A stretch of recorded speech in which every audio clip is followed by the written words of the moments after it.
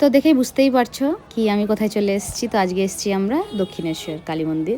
আমার খুব দিনের ইচ্ছা ছিল আমি আর তানিশ আসবো, একটু ছবি তুলবো, গঙ্গার ঘাটে বসবো, পুজো দেবো, বয়ফ্রেন্ড গার্লফ্রেন্ডের মতন সময় কাটাবো।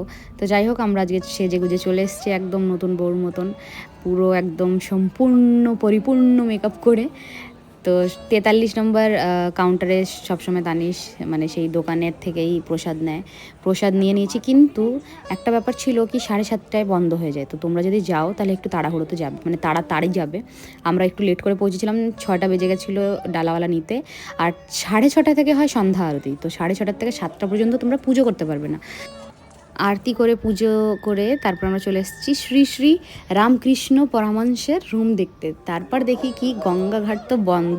তো আজকে গঙ্গাঘাট যাওয়া হলো না, আমার মনটা একটু দুঃখ পেলো।